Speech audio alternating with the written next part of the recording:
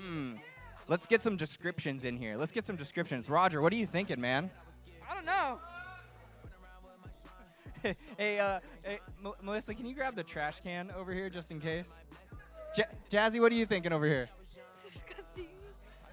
Did you eat it? Or are you just playing with it? Okay. All right, Clayton, what's your thought? It tastes gross. Tastes gross. Anyone, raise your hand if you think this tastes gross.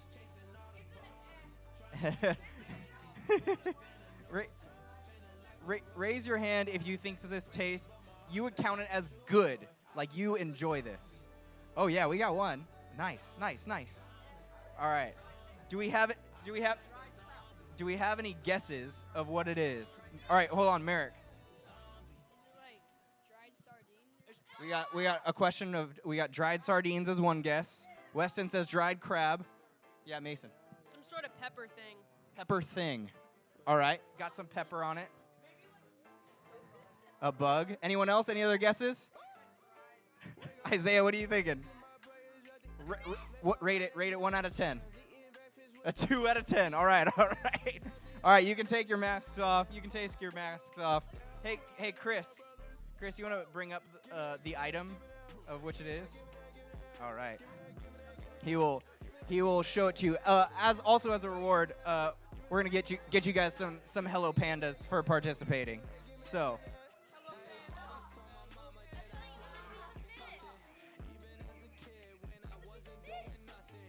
You still got it in your hand. It is dried spicy teriyaki headless anchovies. There you go. Just chocolate. Really? That's funny. The teriyaki. It does have. It was a fish. You're right. You're like, wait. You're right. No go, Clayton. No go.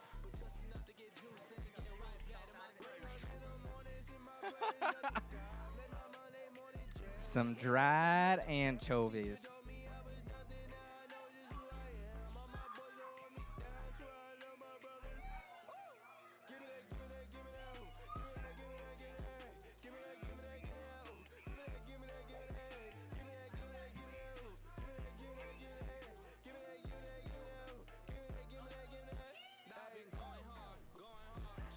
That is hilarious.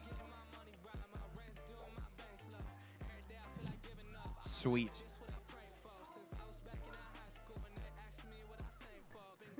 All right, everyone.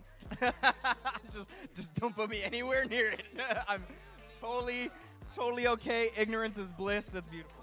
All right. Hey, I'm going to get straight into message time because we're running low on time already. We spent some extra time in hockey because we were having some fun. So we're hopping into a new book today. It's going to be super fun.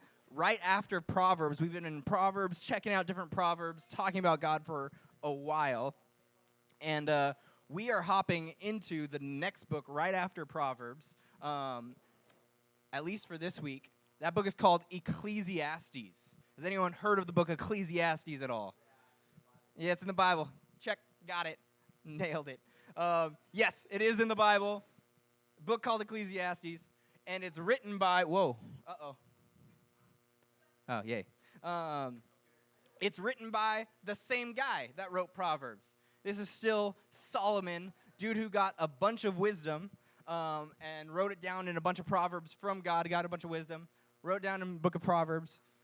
And then, way later in his life, he wrote the book of Ecclesiastes. Hey, I'm going to play a quick video real quick just to get you the summary of it. And then we're going to dive into a verse really quick.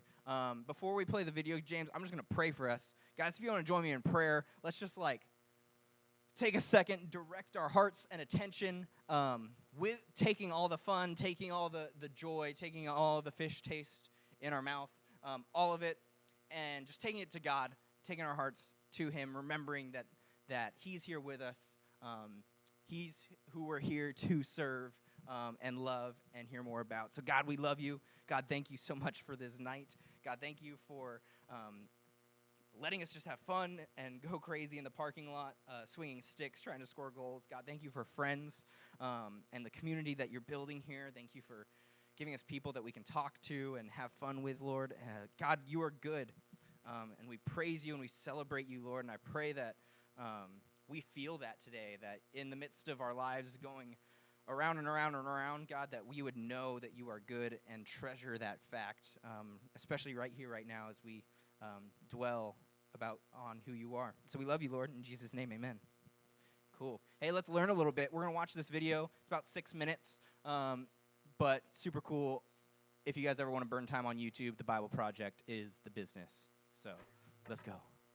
We're exploring 3 books in the Bible known as the wisdom literature: Proverbs, Ecclesiastes, and Job. And they're all asking the question, what does it mean to live well in this world? So we've looked at Proverbs, who you could think of as a bright young teacher. She's all about pursuing wisdom, an attribute of God that's woven into reality. And she's optimistic that if you use wisdom, you will build a successful life. But then we come to Ecclesiastes, who's more like this sharp, middle-aged critic.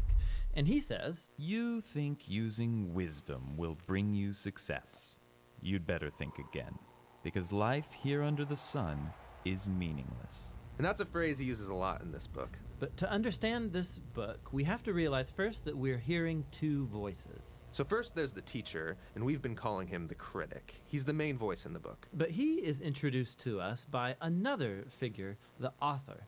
And he's the one who's collected the critic's words, and then at the end of the book summarizes everything and gets the final word. So why does the author want us to hear from the critic? Well, he wants to turn your view of the world upside down, and he's going to let the critic explore 3 really disturbing things about the world. And we should warn you, these are pretty intense. Yeah, so the first Super is gnarly. the march of time, or as the critic says, Generations come and generations go, but the earth, it's been here long before us and will be long after.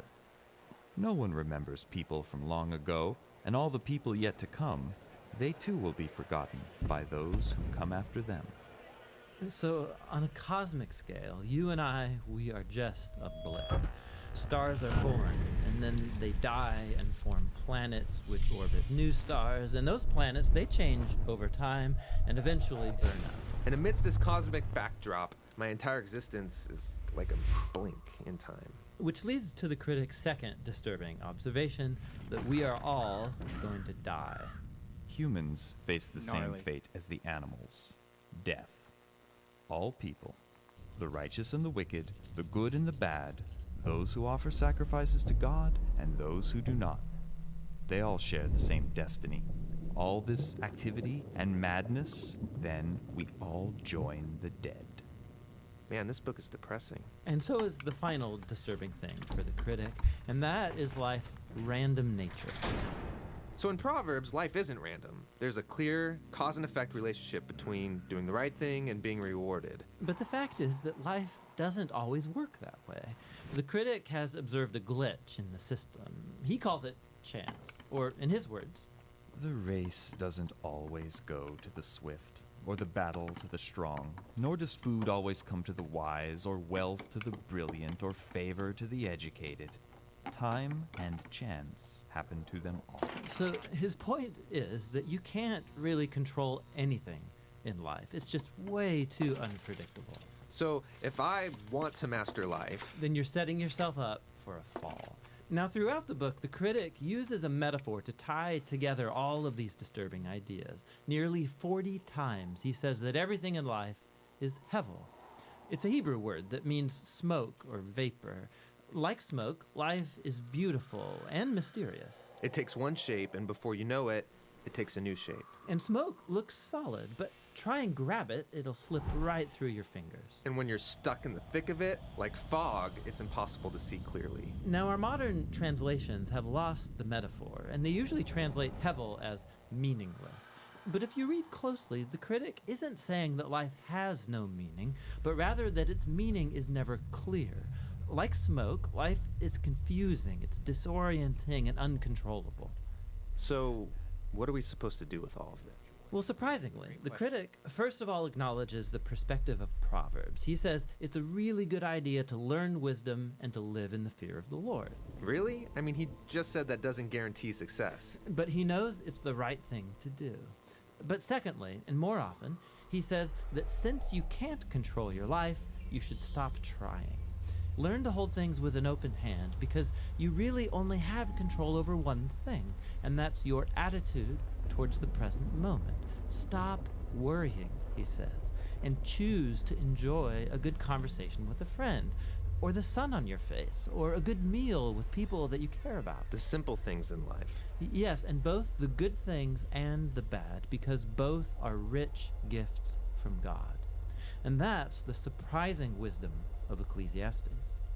Listening to the critic is painful and can lead you into some dark places. And that's why the author speaks up at the end of the book. He doesn't want you to lose hope. He wants to make you humble into someone who trusts that life has meaning even when you can't make sense of it, that one day God will clear the hevel and bring his justice on all that we've done. And so he tells us that the proper response to all of this is to fear the Lord and keep his commandments. And that's the book of Ecclesiastes. Now, there's one more voice in the Bible's wisdom literature, All right, and we can that's go back. the book we can of go Job. back to the. And he will bring us title the page. final Yeah. All right, I'm still humming. Cool. There you go. What do you guys think of the book so far? It's dark. It's a little depressing, for sure. And especially if you just go in and start reading and you're like, wait, is this like telling me all how to feel right now? And exactly like, okay, right, it says that life is meaningless so many times in the book. It's like, wait, does that mean that like life is just meaningless and then there is no meaning whatsoever? And then wait, then it's contradicting all these other things and I like this video because it's like, hey, wait, that's not the point and purpose of what's being told here, but it's coming at life in a wisdom sense through a different perspective, through a different lens of someone who's like at the end of his life, looking back and reflecting. So I almost like to compare both Proverbs on one side and Ecclesiastes on another. Proverbs very much saying, what can you do right here, right now, yourself, that is wise, that is out of the fear of the Lord? What steps can I take that's forward? And the ways that I should be acting. And then Ecclesiastes kind of comes on the other side and reminds you also, hey, look at this in the grand scheme of things too.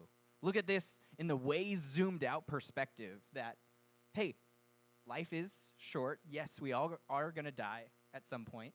Let me remind you of some of these things so that you're able to focus and stay in the present and not try to make your following of wisdom its own formula to guarantee your success. Because guess what you don't need if you've already got a formula to guarantee you success 100% of the time? What do you not need? If you've got it figured out, you don't need God at all.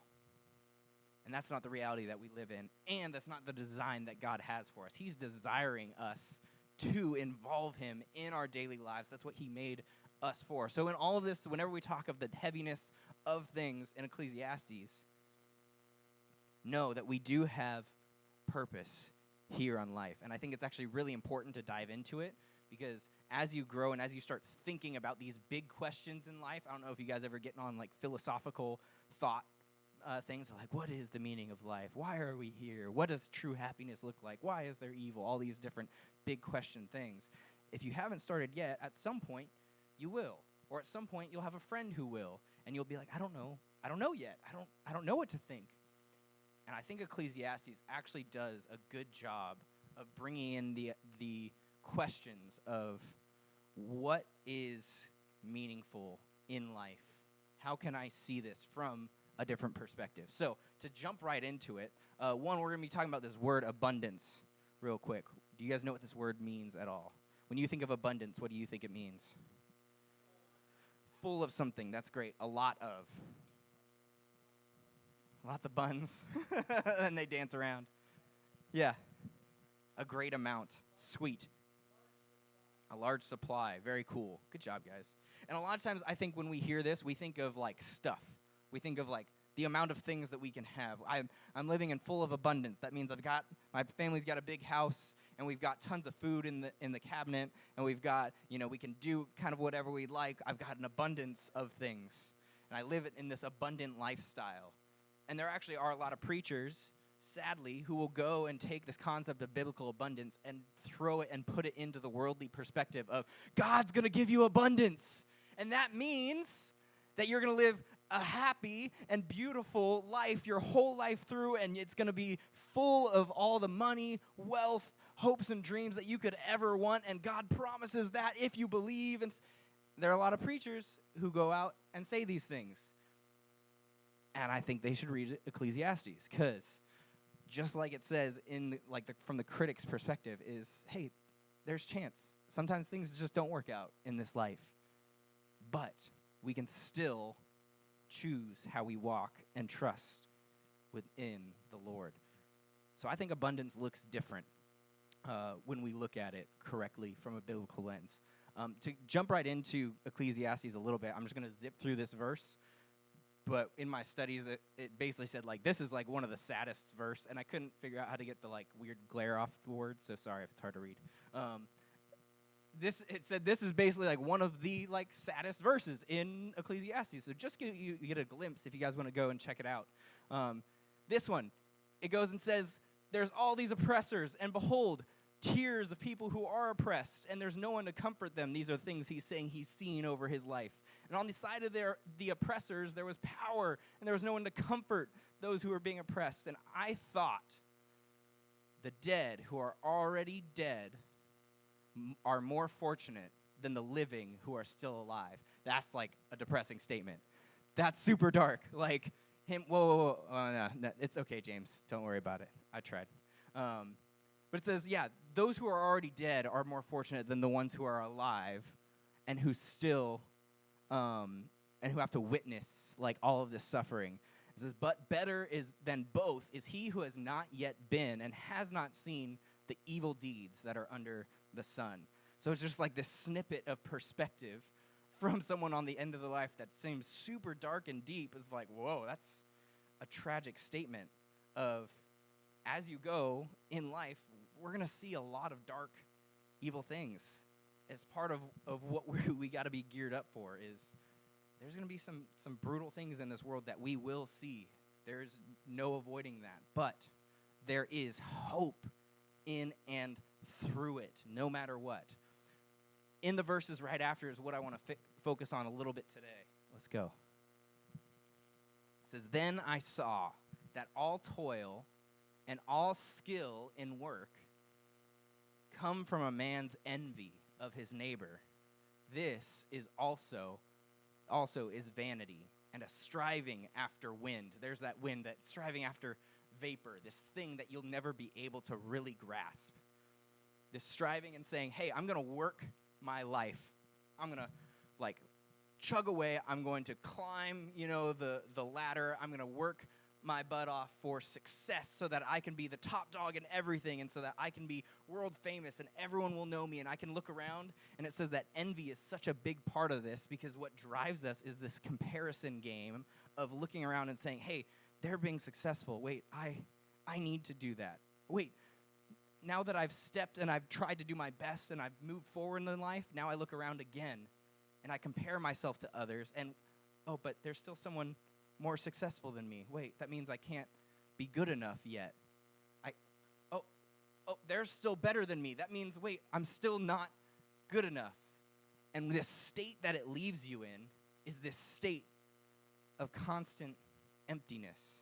It's really sad, this looking around and comparing yourselves constantly with others, whether that's in sports and everything for you too, grades for school, siblings with how you're treated by parents. I know that's real. They get this special treatment all the time, and man, it feels like my parents don't even love me, because I just look over here and they're treated like kings, and oh man, I've got nothing. I should just run away, because that's what it does to you. Is it starts to put you in that mindset of man, I need to strive, I need to do something better. Oh wait, I'm looking and I'm comparing myself to others, and we find ourselves constantly left empty from a way that the world would say was supposed to fill you up. Let's keep going. It says, the fool folds his hands and eats his own flesh. He devours himself. It crumbles him. And it says, better is a handful of quietness than 2 handfuls of toil and striving after wind. The word that I used to summarize this one sentence here is being, 2 words, being content. Being content. Just in a moment. Being able to stop, think in the zoomed out perspective and say, you know what, I've worked hard and I'm proud of myself for what I did, if you're talking about your own effort. You know what? I enjoyed playing today. Maybe I didn't do my best. Maybe I didn't score everything. Maybe even I lost, if we're talking sports. But I got to play this sport that I enjoy. Wait, that's kind of a beautiful thing. Wait, I'm in a family that does love me, and they did feed me at lunch. That's pretty cool. They give me free food. I should probably, think about that for a second. And instead of constantly saying, I need to complain because I'm not content, because I'm comparing myself, or I am not filled up right now because I need to keep striving for that moment that will make me feel good enough, it's never going to fully come. It's like wind. You keep grasping for it, for the thing that will finally fill you up. And it's really being able to just say, I like this handful of quietness. Wait, for a second, I can just pause and be thankful and grateful for what I have, for what God is doing, for how he is moving in my life right now, and recognizing his presence as you proceed through your life. Let's keep going. I got to finish. Again, I saw vanity under the sun, one person who has no other, either son or brother, yet there is no end to all his toil. His eyes are never satisfied with riches, so that he never asks, for whom am I toiling and depriving myself of pleasure? This also is vanity and an unhappy business. It kind of summarizes it in this moment.